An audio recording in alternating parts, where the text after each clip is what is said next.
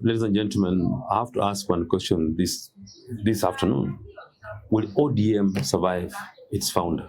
Hi and welcome to FMTV, your lens into Kenya's political battlefield, where the truth isn't just reported, it is dissected.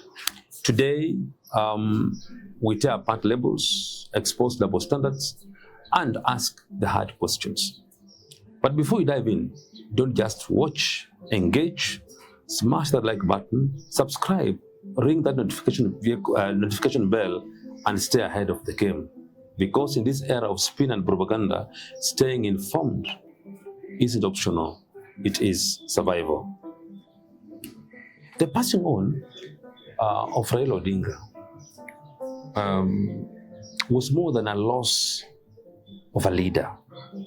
It was like the removal of the central pillar holding a vast, complex political structure altogether.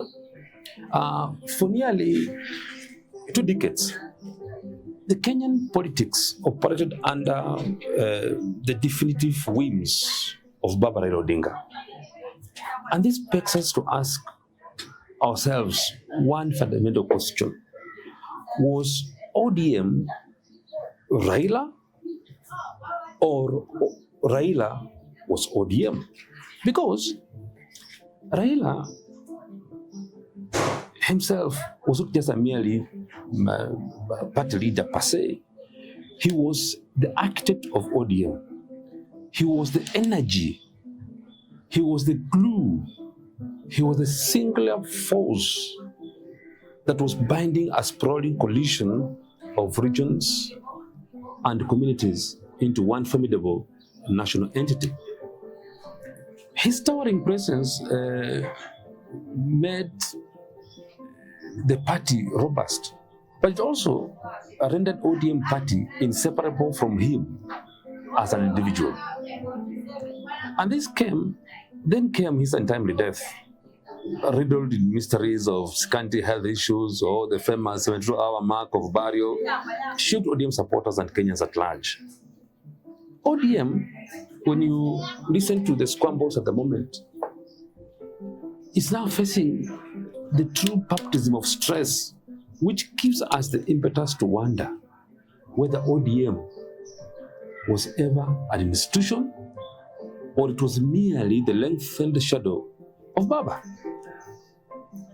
In this post-Raila moment, we are having a new generation of leaders that are coming up, such as Edwin Sifuna, Baba Wino. Orengo is not a youthful man, but he's been there. And we now, who is wobbling the miasma of deceit.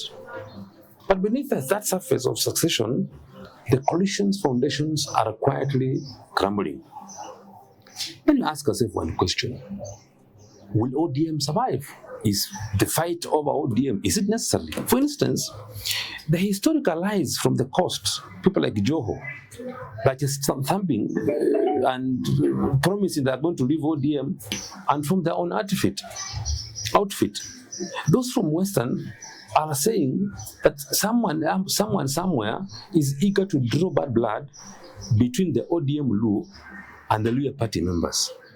From the Somali bloc to the Gusii Highlands, after sensing the looming vacuum in ODM, are quietly reassessing their commitment to the party.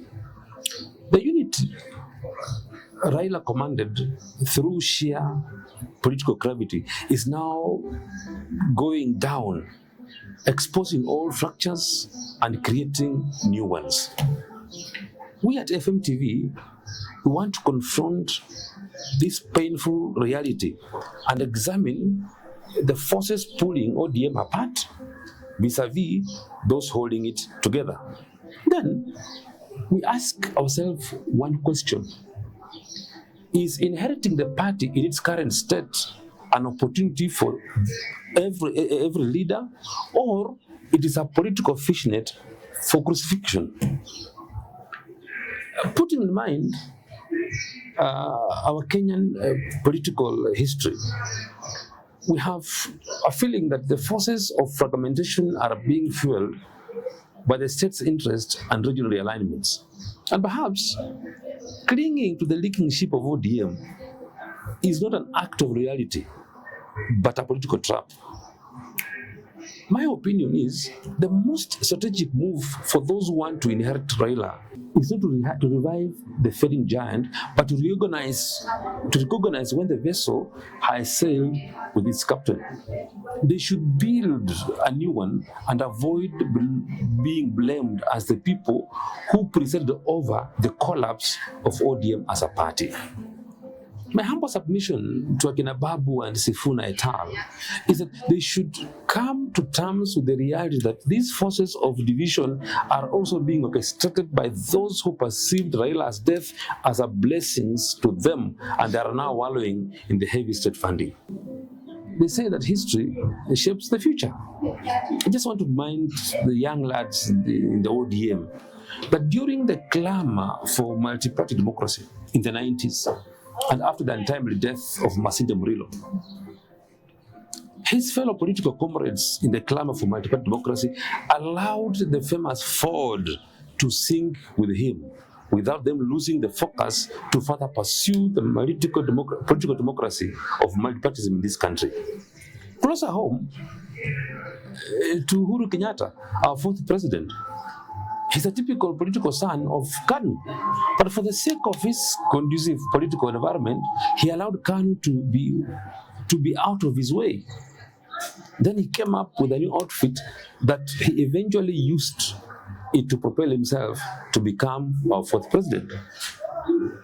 I love music and I love rumba. And I know people like you, Sifuna, or Babu, or Orengo, or Onyonga have once listened to rumba, and Franco was a very famous musician with his famous songs, Mario, Mamu, Pesa Position, etc. Franco was once asked a question by a reporter, what will happen to TPOK Jazz if he was to die?